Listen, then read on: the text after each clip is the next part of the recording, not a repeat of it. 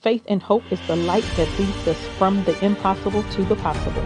Welcome to the I'm Possible radio show.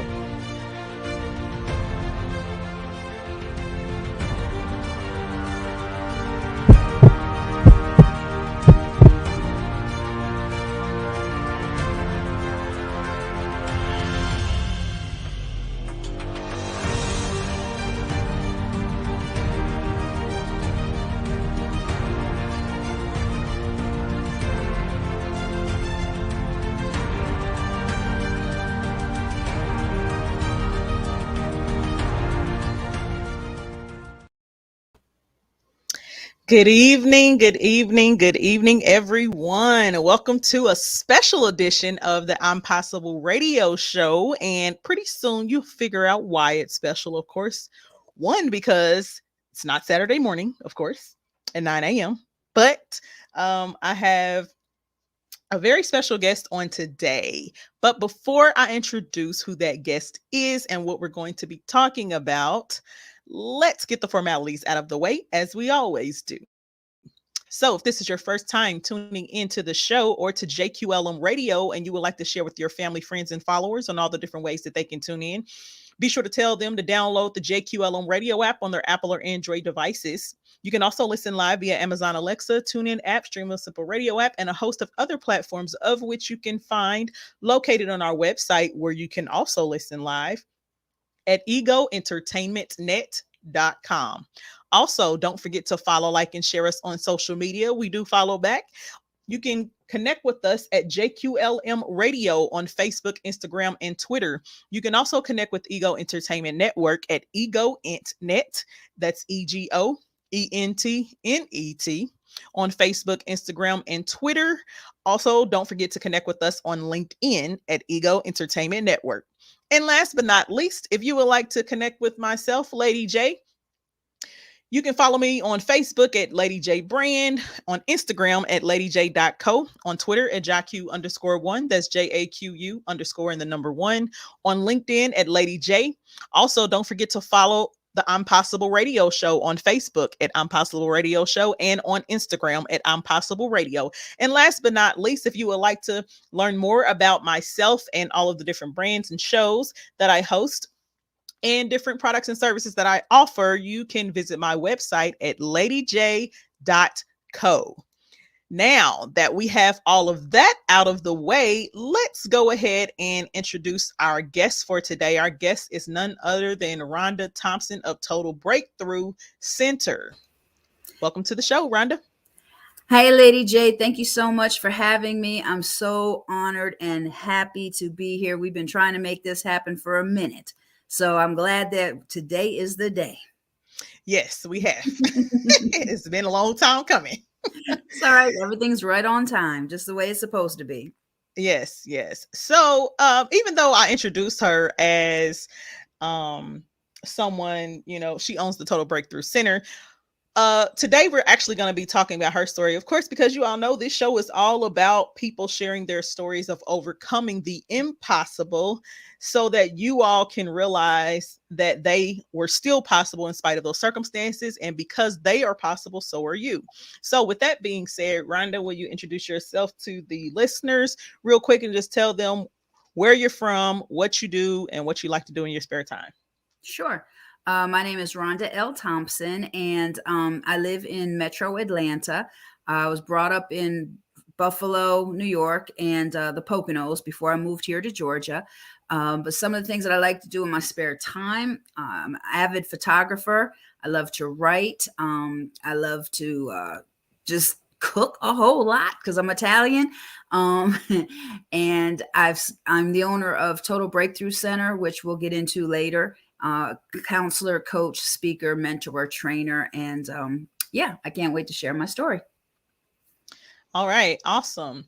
So your story is similar to my story and some of my other guests. So can you just briefly kind of tell the listeners a little bit about your background, your upbringing? Sure. There is probably not very many forms of abuse that I have not been through or endured in some way, shape, or form. My background consists of a lot of sexual abuse by family members and people whom I trusted very much. It is also inclusive of physical abuse, verbal abuse, psychological abuse. At one point, I was raped by a husband. People don't think you can be raped by a husband, but you can. And yeah, there's just a lot of abuse, low self-esteem. And at one point, I worked in massage parlors, and I even worked for a short time as a stripper, as a dancer, to make ends meet. And there was many times that I thought of ending my life. I never really tried or did it because I was scared enough to not do it, but I was overwhelmed. I was a single mom of 5, and that gets to be very overwhelming. And the biggest thing people don't know about me is I developed a certain addiction, but my addiction was not drugs or alcohol. The addiction that I developed was a sex addiction, because because I just wanted to be loved. And people don't realize sex addiction 9 times out of 10 has nothing to do with sex. Well, in my case, it didn't. And I used all those things that I had come through. That's the reason why I got into psychology and counseling, because when I was going through those things, there was nobody to really talk to or to turn to. And I've got a lot of things that have happened in between that I'm sure we'll get into, but that's the very, very, very short version. So yeah, we're gonna pause right there. Definitely sex addiction is something I am all too familiar with, as that is something that I have struggled with in life. Um, and 9 times out of 10, usually it is a coping Mhm, mechanism, mhm. um, for any type of trauma or void Yeah. that one is, feeling. Mhm, So with your childhood and the abuse you endured, can you kind of talk a little bit about how did that impact the way that you saw yourself? Because what a lot of people don't realize is, so to be suicidal, I'm one of those people who mhm, actually attempted suicide more than mhm, once. mhm, To be suicidal, to be addicted to drugs or alcohol or prescription drugs or sex, or find yourself getting into gangs and a whole bunch of other different things, getting into domestic violence relationships, aligning mhm, yourself with people who mean you harm and are not good for you, with toxicity. Aligning yourself with those people is a direct reflection of how you see yourself. All of mhm, these things that I've mentioned are mere symptoms mhm, of an underlying cause, of a root mhm. cause. So, can you tell me a little bit about um, what your actual root cause was for you to develop these symptoms and Mhm. then have them impact or alter your behaviors? Sure. And you made a lot of great points. And yes, your story and my story are very, very similar, even down to our trainings and our interests and why we do what we do. Trauma is my specialty as a counselor, because I have realized through my own life, everything goes back to an initial trauma or a Mhm, series of traumas. And, and the way you see yourself matters, because the way that you see yourself is how you show up in the world and how you see the world, and it's how you view the safety of the world and your future. And so for me, the root cause for me was the core belief that I had was I'm not worth keeping. mhm. And I had that so ingrained in Ooh, me that I was not worth keeping and I was not worth saving. Because mhm, when the molestations were happening, especially, with my mom's boyfriend and stuff, there, the person who did it to me, he said that if I told anybody, he would hurt my sister. Now, for me, that meant a lot, because backing up a little bit, there's a lot of that play that made me fall into what I fell into.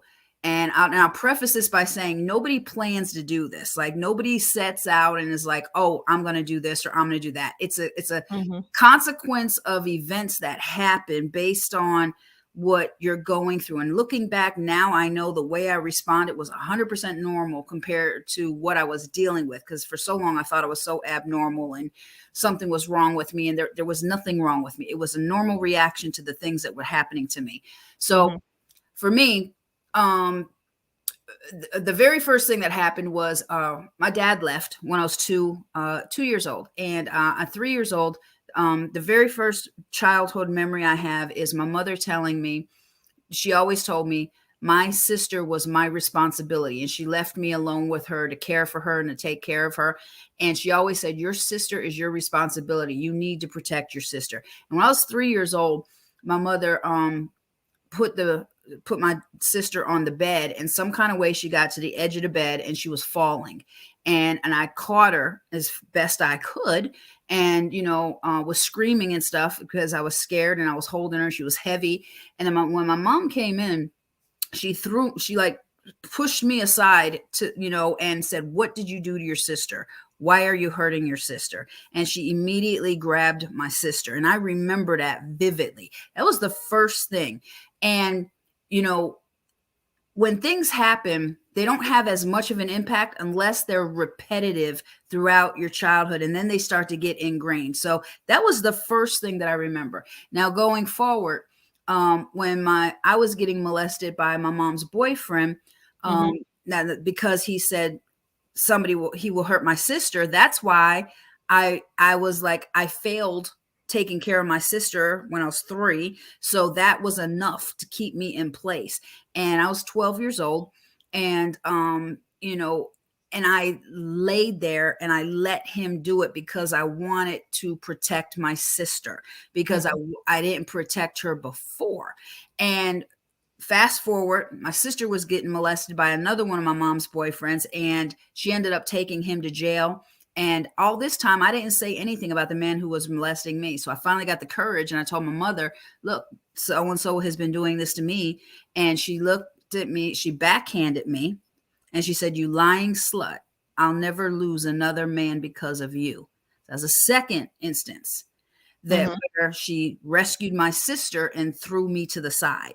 So now I've got it in my mind that I'm not safe, and that I'm not worth keeping. I'm not worth saving, which created this whole division between me and my sister, to the point where I literally hated her, and I literally physically tried to kill my sister quite a few times as we were growing up because of that wedge that was there. And I was like the black sheep, and everything I did was wrong. But I found out later that going back and looking back through things, hindsight is 2020. When you go back and you look at it, I found out later my mother's history, and she had been through a lot of abuse, and she had been through a lot of things. So, and she had been called a cock tease growing up. And, she would say those same things to me. She would regurgitate that to me. And so she was pouring out onto me the things that she went through. And in my mind, I'm thinking the reason she didn't do anything was because nobody saved her.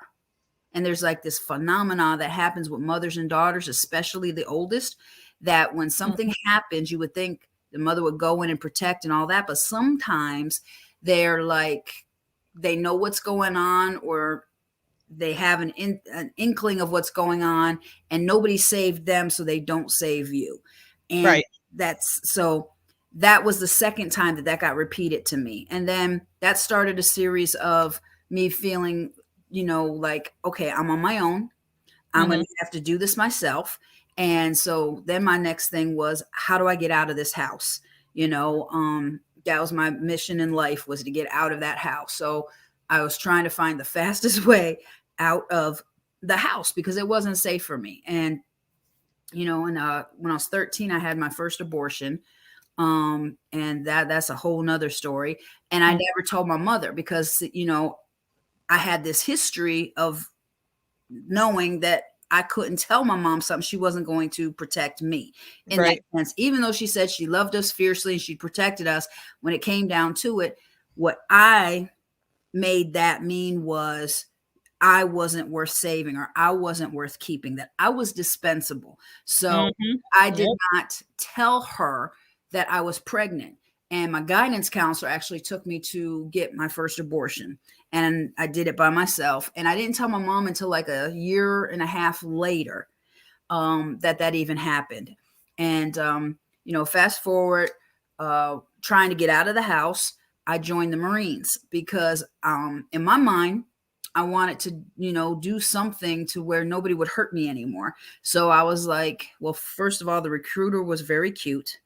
And and by this time, with all the things that had been done to me between family members and, her boyfriend and stuff, I started thinking, that all I was good for was sexual, pleasing men and stuff like that. Because when I was 12 years old, when he started doing this to me, my body was going through puberty. So it was responding. And then I felt very bad. I felt very dirty. I felt very tainted. But then at the same time, my body was responding. And at the same time, some kind of way I knew how to please a man, if you know what I mean. And the things that were done, and it's like no kid should know that. So that lets me know that there was deeper, abuse.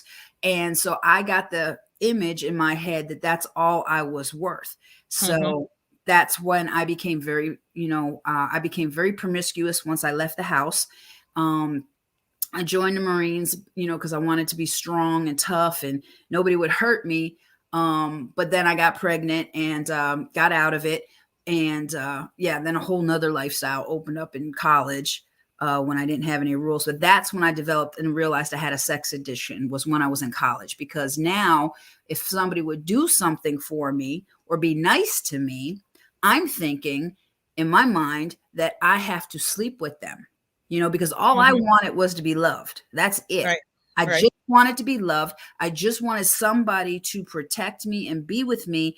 And when my dad left and he never contacted us and all this other stuff, then I made that mean that I wasn't worth keeping. I saw him once when I was 8, and I saw him again when I was 12, and again when I was 50. And that's it, for my entire life with my father. So when a girl grows up with that too, where you don't have your father there and, to guide you and stuff, you get all these messed up ideas about yourself and men and women. And then I saw my mother acting the way that she was, and she was an alcoholic, and there was a lot of men in and out of the house. So that was natural.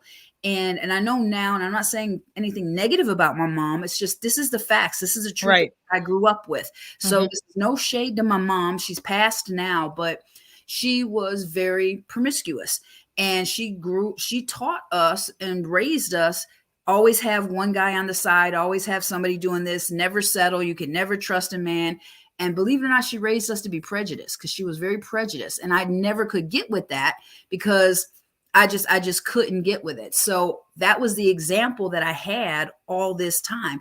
And she was an alcoholic. So I'm taking care of her. I'm taking care of my sister. I'm seeing men in and out, constantly jumping out of the house, like it was a revolving door with men in the house. And, and a lot of times they would make inappropriate advances to us, but none as bad as the person that actually would come into my room, each night.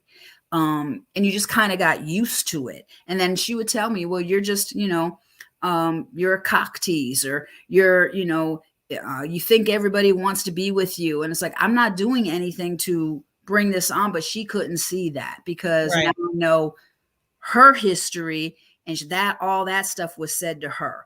So she realized she was projecting that onto me. Now I know that now, but she never got healing from that. And when she died, that's something she never dealt with, her abuse. She would never talk about it. And I wish she would have, and got to a place of healing. But I've done the work where I'm healed now, and now I help others, because I can recognize when a woman is in that. And, well, I'll pause for a second, because I can keep talking to let you.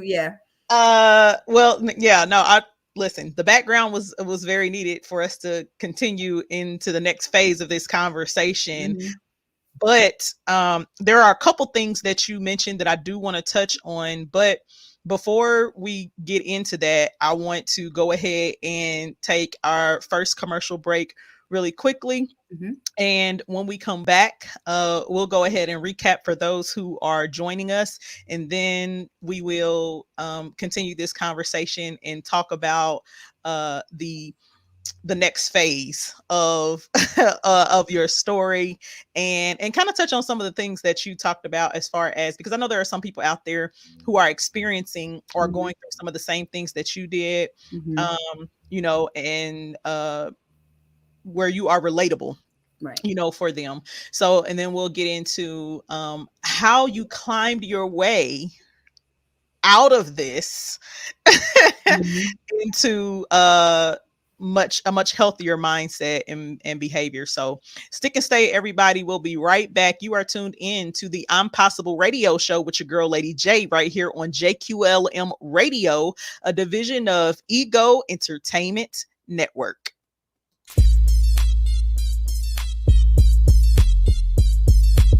Hey, how you doing? It's me. That's right. It's me, TP Hearn. I'm going back to Indiana. That's right. I'm coming home. Indianapolis. I'm going to be there. Simply Serenity is doing it again. The Valentine's Day comedy show weekend. It's going to be off the chain February the 11th. Hosted by your boy Sweaty Hands, and I'm bringing a gang of comics with me. That's right, TP Hearn, February 11th. Serenity, Simply Serenity is doing it again. The Valentine's Day Comedy Jam. Are you in need of a fresh perspective on relationships, wholeness, love, and transformation? Or are feeling consumed with hurts from the past and finding it difficult to overcome traumatic events? Well, contact licensed marriage and family therapist Sharon Mason of Love That Relationship. She can get you back on the road to building a healthy and loving relationship with yourself and others. Love That Relationship.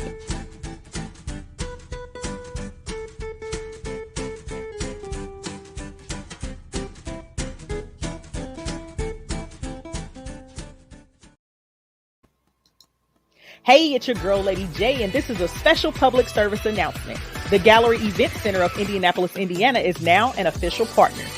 If you are a client of mine and you are in need of a venue to book your next event, then book with the Gallery Event Center today, who offers all-inclusive packages at extremely affordable prices. But wait, there's more. You are able to book custom all-inclusive packages that have been tailored exclusively for Lady J's clients. And yes, that includes the Ego Entertainment Network clients too.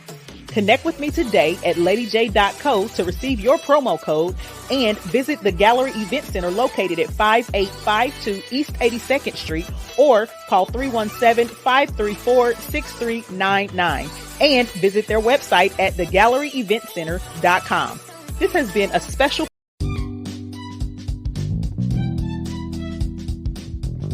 Hey there. If you can hear my voice, this is Pamela, host of Hospitality, here to remind you that Ego Entertainment Network has a lot for your business. Listen, honey, you need to get with it. Ego Entertainment offers various services, media coverage, red carpet services, promo interviews on air. They offer meet and greet services, honey, not to mention other event services. You want to get in gear. Ego Entertainment is empowered greatness optimized. We're now booking and spots are going fast.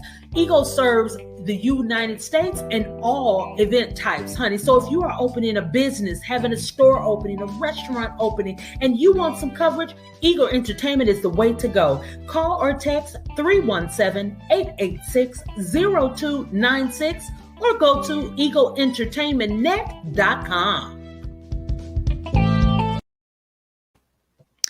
All right. And we are back. You are tuned in to the I'm Possible Radio Show with your girl, Lady J, right here on JQLM Radio, a division of Ego Entertainment Network.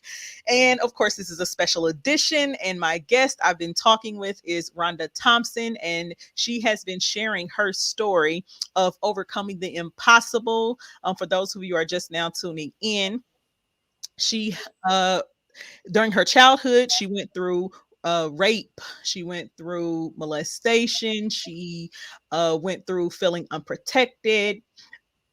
She also felt un- felt that her mother was not listening. She learned how to be promiscuous by watching her. And then she became really promiscuous. She got into stripping. She joined the Navy because she wanted to become tough and a host of other things of which she shared. And so she has just been giving us background about her upbringing and some of the trauma that she endured that led to her becoming a sex addict, that led to her feeling like she was not worth saving, was not worth keeping. And those of you who know me and know my story, I know all too well what that means. Some of the people that I have mentored and counseled, they know what that means. And for those of you who are out there that are listening to this, just continue to listen, because you're also going to learn some things from her on how to pull yourself out of that as well.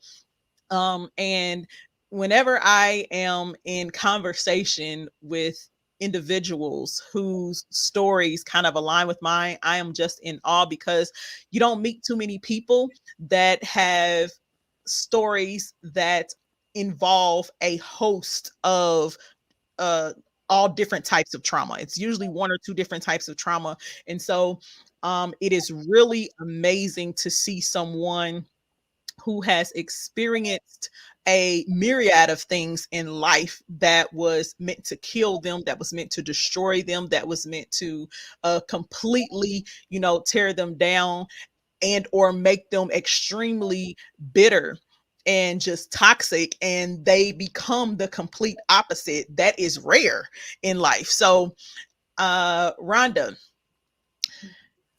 Yes. now that you have gotten to, this point where you have, I'll say you're at the height of these toxic behaviors and this mindset, this negative mindset about yourself. Tell me, what was the turning point, or when did you realize that, hey, I'm in trouble, this is wrong, and I want to change this? Okay. That's a great question. And real fast, I just want to clarify, I joined the Marines, not the Navy. And the rape was when I was an adult, not a child. Okay. I just want to clarify that. But when I didn't really start to realize that I was in trouble, Lady J, until well into I was an adult, and after I had my kids, after I got married, after I had been through abusive relationships, because I'm 55 years old. And I will say, in all honesty, in the last 10 years is when I started to begin to like myself and come to terms with myself and face myself. And I apologize to my kids for a lot of different things that had happened with growing up, with them and stuff. So for me, it was my entire life. It wasn't until I was in my 40s that I started to realize it, because I had had relationship after relationship fail. And I kept attracting the same thing over and over and over. And the thing is, I noticed myself, I started to notice the patterns of behavior that I had. I started to notice that I was doing the same things. And when I started going to school for psychology, that's when I started getting all my answers. And most people that enter psychology, you go there to figure out your answers first, you really do. And I started really making sense of it. And I've been in school now for the last 12 years, because I've gotten many different bachelor's and master's, and I'm in another track right now. And for the last 12 years, I've been in school. And it was when I really started digging in and finding the history. And that's when I saw, number one, that I wasn't a monster. Number two, that what I did in the way that I responded, that there was a name for it, because I did something called dissociate. I created a whole fantasy world, because that's how I had to survive. And I did not realize, dissociation is a mental health issue. And like now today, they, what they used to call multiple personalities, they call DID, dissociative identity disorder. And I absolutely did that. And I absolutely had to create another being for when I was going through the things. It was almost like I was watching it happen. And like I would have to escape my body, so to say, while it was happening to get through it. And it was like I was literally watching it happen, like from above. And that's the same thing that most people who dissociate will describe it as. And I thought I was crazy, and I lied a lot. and my mother always, she said, "You're such a liar. You're such a liar, just like your father." And that was a shame. That was a sense of shame. But now I found out, no, it wasn't that I was lying. It's I was doing anything I could to get attention drawn to me, because coming right out and saying it wasn't doing it. So I would do stuff to get noticed at school. Like one time I took a hair dye, and my hair is dark, and I splattered it on my back, because when you're like, and on my front, because when you're in gym class and you got to get undressed, and I was hoping somebody would see it, and somebody would report, and somebody would take me from my household, because I wasn't safe in my household. So I would go to great lengths like that, where my mom and family would say, "Oh, you're such a liar," and yeah, that's a bad thing. They didn't realize that that was a call for help.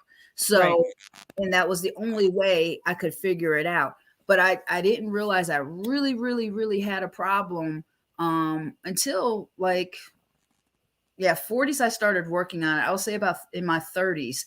I really started to realize that this was dangerous to myself, because my self-esteem, no matter what I did, I couldn't shake this. I couldn't shake really believing that nobody would love me, really believing that, sometimes I would think I would be better off if I wasn't here. My kids would be better if they didn't have me as their mother. And, because so much of my life was shame-based and guilt-based for things that I had done. And the way I was brought up, you weren't allowed to talk about it. So when I started finding those answers in the books, and started, seeing what this was called, and realizing, wait a minute, I'm absolutely normal compared to what I've been through. This is an absolutely expected reaction based off of what you're going to, because your body is designed to, self-preservation at all costs. So I was trying to survive, and I was trying to, basically stay alive mentally, physically, and everything. And so you do that by any means necessary. And so in my 40s, 30s, late 30s, 40s is when I started to realize that I had a problem, and I didn't know, all that time. Right. So it was wrong with me.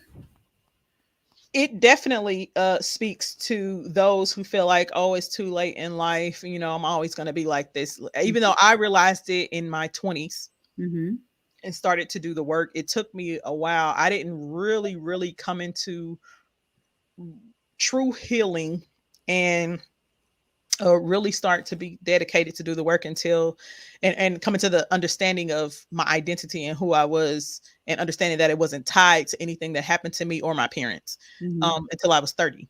So that's a true testament to understanding that as long as you have breath in your body, it is still, you still have time, to go through the process. And you got to face the pain. You cannot fix what you refuse to face.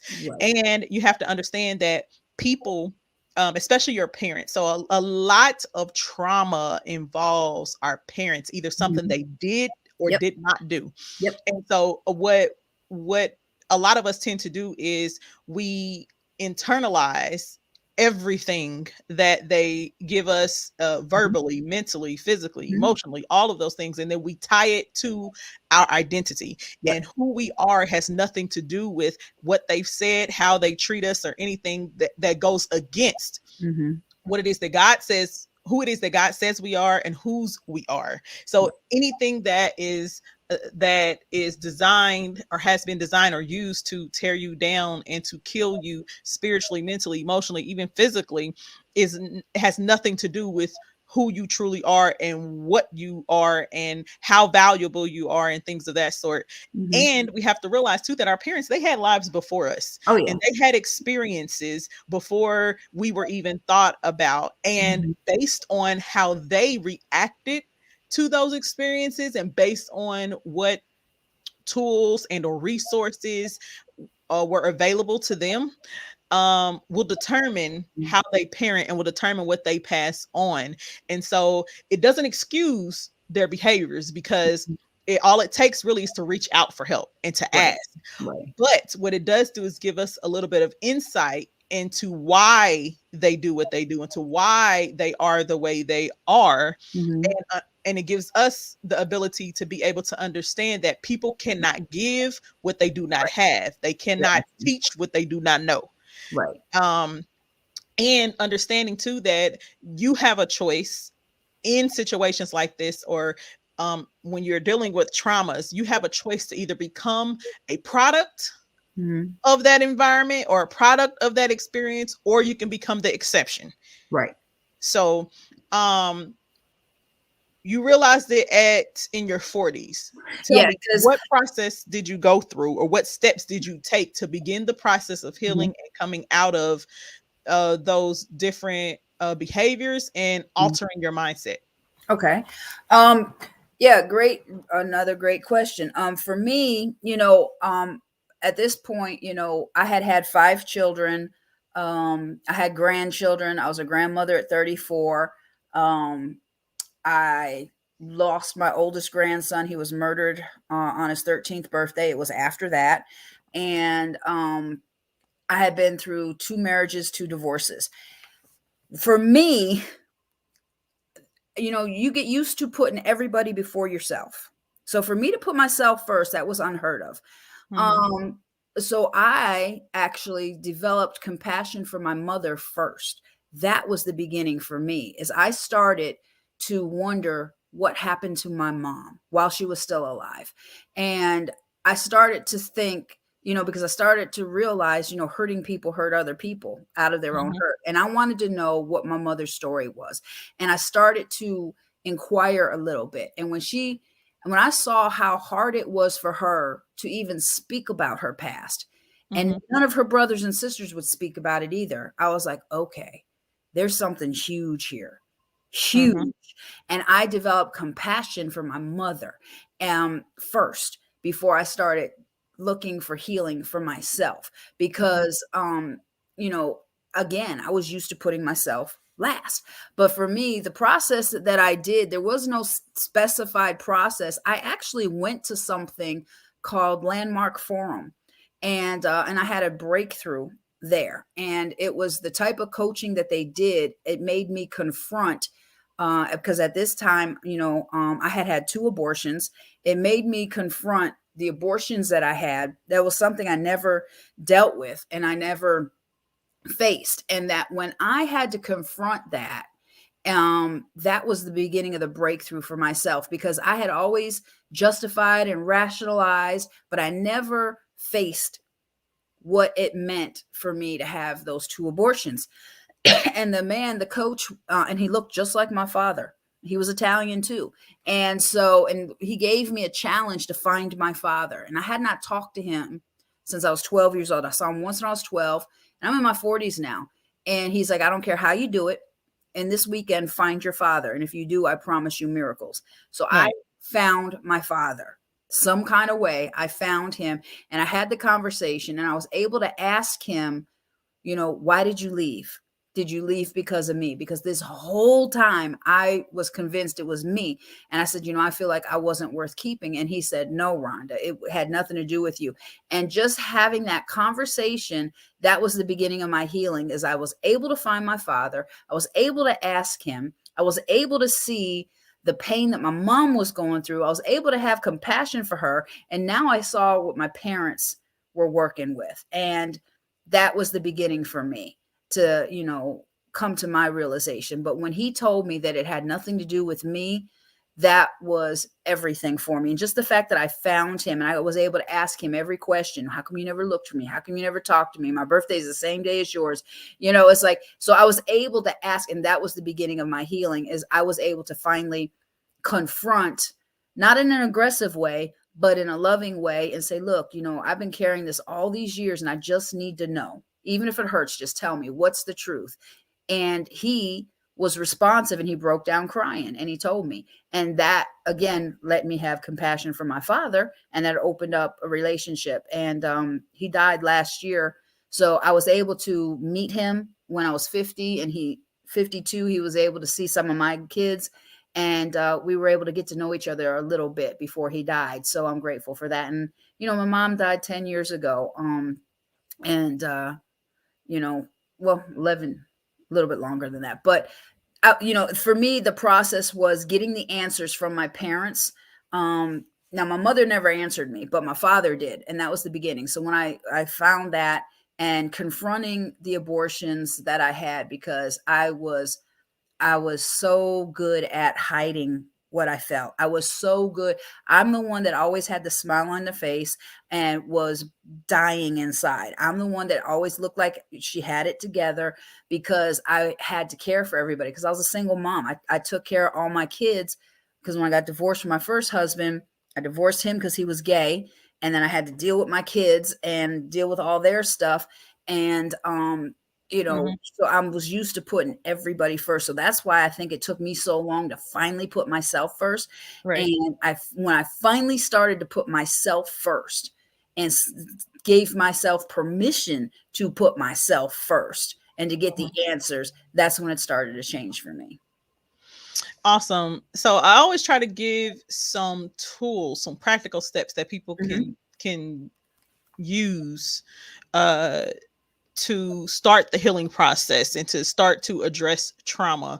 So before we go into that, and I ask you to share some of the things maybe that you share with some of your clients, I want to go ahead and take our last break real quick. And then when we come back, we will continue this conversation with Rhonda, everyone, and give you some practical tips and tools that you can use to start your process, because it looks different for everybody, but you can take a little bit from her, a little bit from me, a little bit from Sally over there, a little bit from Joe, and put it all together, and whatever works for you, you go ahead and you work that until you reach your goal. So stick and stay. We'll be right back. You are tuned in to the I'm Possible Radio Show with your girl, Lady J, right here on JQLM Radio, a division of Ego Entertainment. Join the JQLM Radio family today.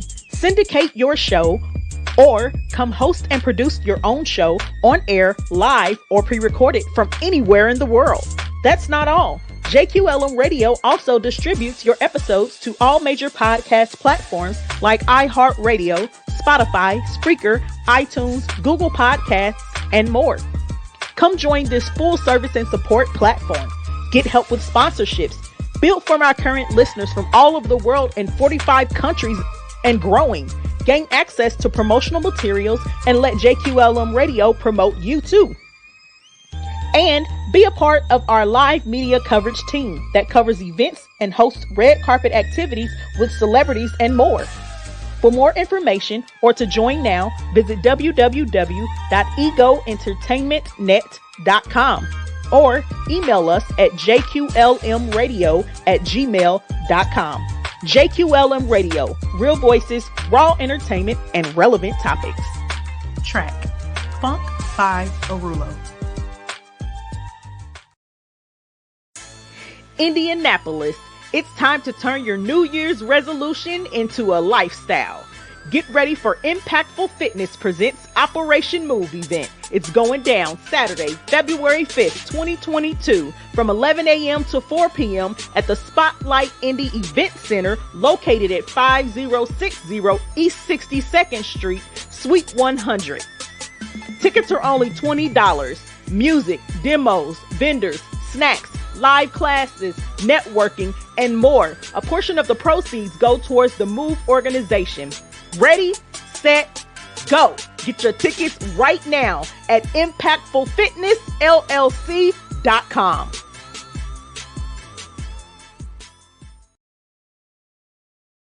If you're tired of hearing the same music and content every 5, 10, or 15 minutes on air, then check out JQLM Radio for the realest, rawest, and most relevant variety of music, talk shows, and more. Start your days with a little bit of gospel and gospel rap from 4 a.m. to 10 a.m. Eastern Standard Time. All of my life, I've never known you to fail. You deliver me. 'Cause all I seem to do is coming and breaking it down with that wiggity style, man. We really be living it out, don't miss it. Then get into some hot R&B. Say baby, what you doing? What you doing? some hip hop, Falling in deep with the quicksand. Flag on the fan, no quick brand. I was packing on the pound, got my.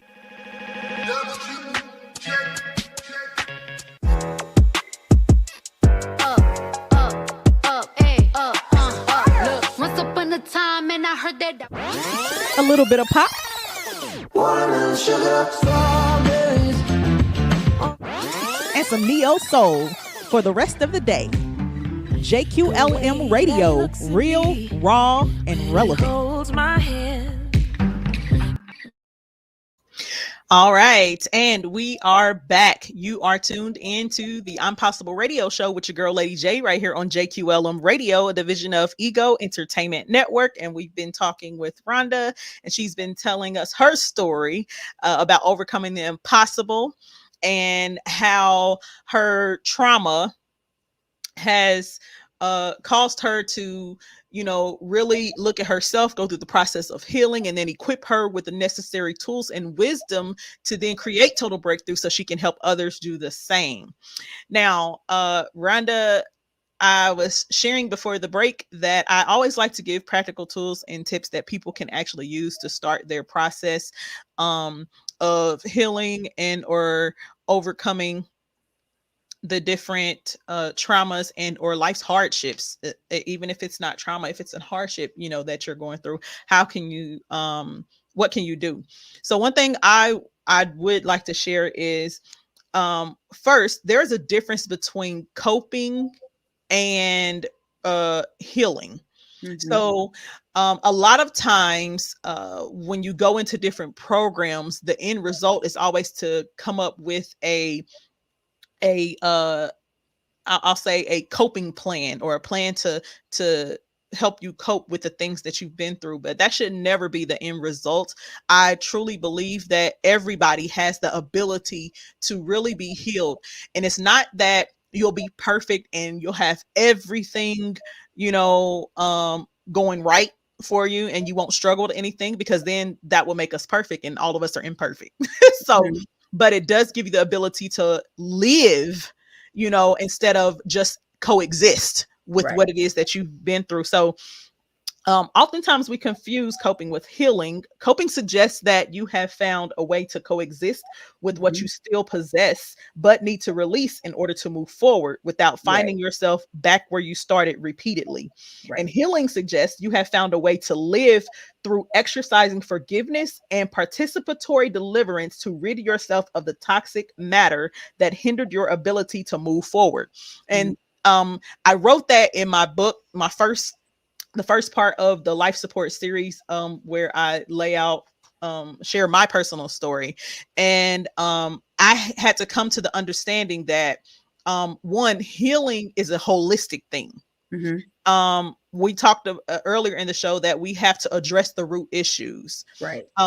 because the root issues, the things that affect us emotionally, that then trickles over into how we see ourselves. So that then has something to do with our mental, Right. and then Your physiological. and then exactly, then those issues can manifest themselves physically and spiritually. Yep. So a lot of us, even if you're not a believer in God, whatever it is that you believe in, I'm a believer in God. There is no way that I would have gotten to where I am without him.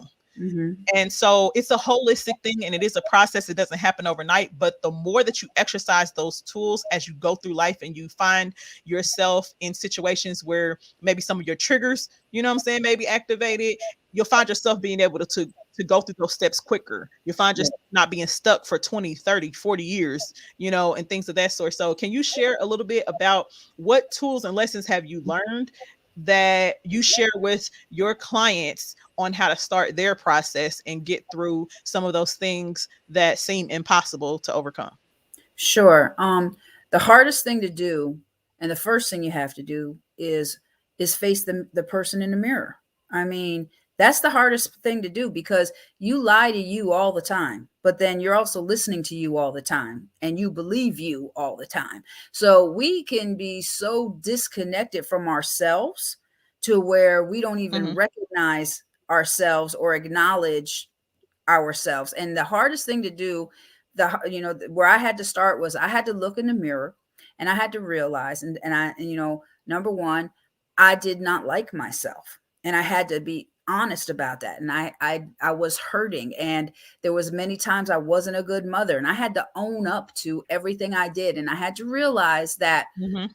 although, yes, my mother had all her stuff, and yes, and although a lot of things happened to me when I was growing up and everything, the decisions I was making now as an adult, those were my decisions. And I had to, realize that if I'm continuing to make bad decisions, then there's nobody to blame anymore. I got to start looking inward instead of outward, because I blamed my mom for a long time. I blamed the situation. I lived in that whole victim mentality for a very long time, and I was comfortable in it. But the biggest thing is I tell my clients too, is you get used to your story, because after a Mhm. while your story becomes your identity. You got to Right. be willing to give up your story. Mhm. And that's a hard thing to do, because who are you outside of your story? Right. And when you're willing to give up your story, and I'm not saying that means it didn't happen or anything, but it's Right. not the crutch that you're known as, because you can go down a downward spiral of just, you are now your story and you don't see anything else.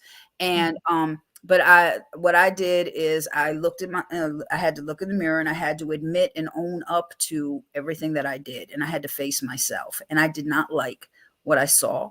I did not like what I did. And then I had to admit that I needed help, and I needed to start getting the answers, because I didn't have them anymore. I couldn't fake it anymore. I couldn't hide behind a facade anymore, because it was destroying me from the inside out. And that was the beginning of it. And then after that, seeking help, and for me, I reached out to people to talk to, and I started researching stuff, and I started digging in and doing the work. And and at that point, I started praying more, because for me, I didn't have this great relationship with God. I mean, I was pissed off at God. I was like, what the hell, I know it's like. I'm serious. I'm sorry. I don't have this wonderful Christian story, because I see, and I learned, the way you see God is that Mhm. goes all the way to your attachment theory. And, Mhm. I couldn't depend on my father. I couldn't depend. So for me to depend on somebody that I couldn't comprehend that. So that took me a very long time to get to. And, Mhm. I didn't want any part of them. And, Right. but then I also had to remember the seeds that were planted. And then, and I had my times where I was yelling and kicking and screaming and cussing God out. And the thing that I realized is, he's big enough and strong enough to hear everything I had to say. And he accepted me just as I was, and met me where I was at. And it took me the longest time to forgive myself. That was another key, is forgiving myself. I could forgive my mom, I could forgive my dad, but to forgive myself, that Right. was the hardest thing of the Mhm. whole journey, because, I was so full of guilt and shame, and didn't feel I deserved anything. And to forgive myself, I almost felt like I was, giving myself a pass. And that's all that I knew. But I started identifying the negative thoughts that were coming up, and I started looking into where are they coming from, started breaking them down, where did that come from? And you have to, at some point, you got to breathe for yourself, because there's nobody that's going to breathe for you, and you literally have to resuscitate yourself, because sometimes it is just you and God, or you and whoever you worship or whatever. But that those hard things when you're looking in the mirror, those hard things when you're crying out, those hard things when you're by yourself, those you're doing by yourself. There's no Calvary coming to save you. It's like Exactly. you have to, and that is scary. And Mhm. when you got to dig your heels in, and choose to live, choose to go on. And so yeah, Mhm. I had to face myself, forgive myself, seek help, and choose to go on. Yeah. um and yeah. So, I do want to touch on, something that you were saying, and I know that a lot of you who, may believe in God. A lot of us have been angry with God at one point in our lives, but one thing I had to come to the realization of is that um, everything that I went through was necessary.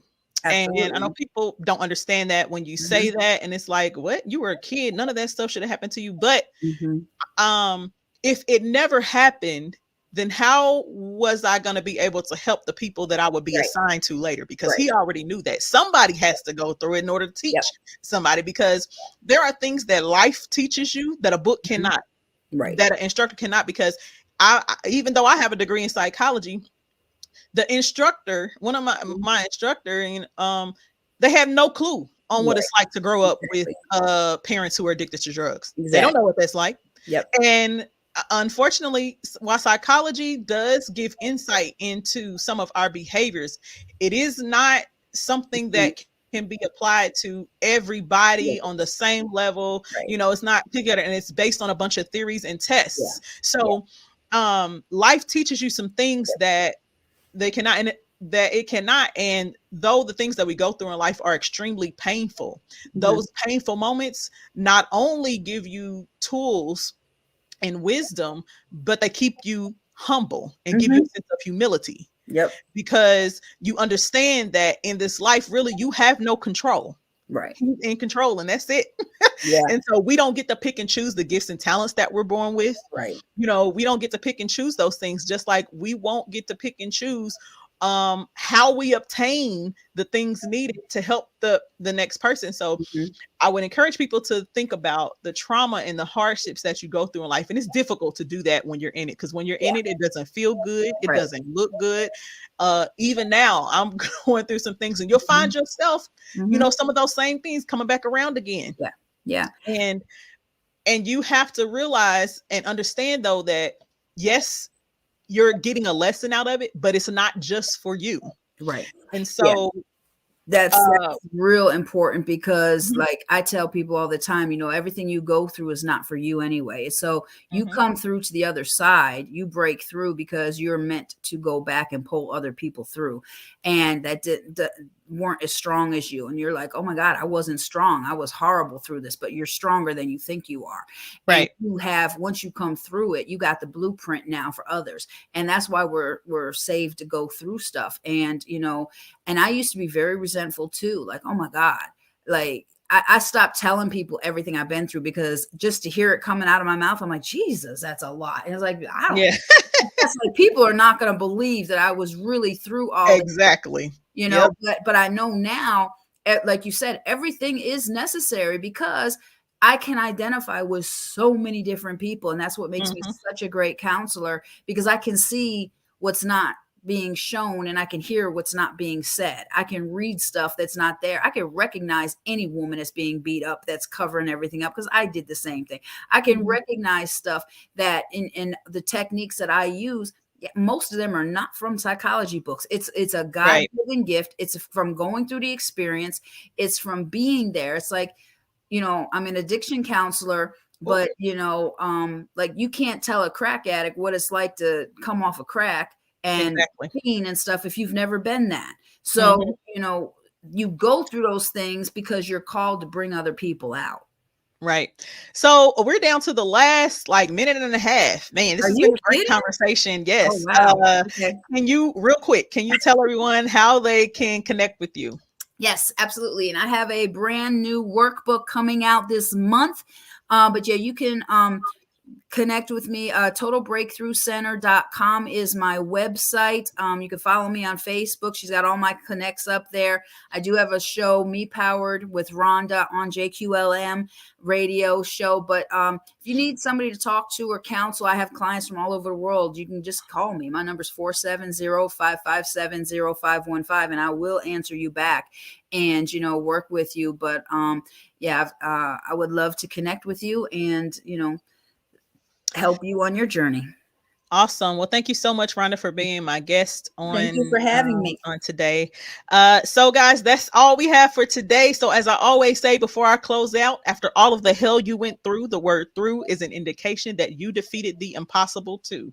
New adversities will come, but overcoming them has already made you unstoppable. The favor over your life incomparable, which gives you the right to think and believe I'm possible. This is your girl, Lady J, and you have been tuned into the I'm Possible radio show right here on JQLM Radio, a division of Ego Entertainment Network. And I'm out. Love y'all. Deuces.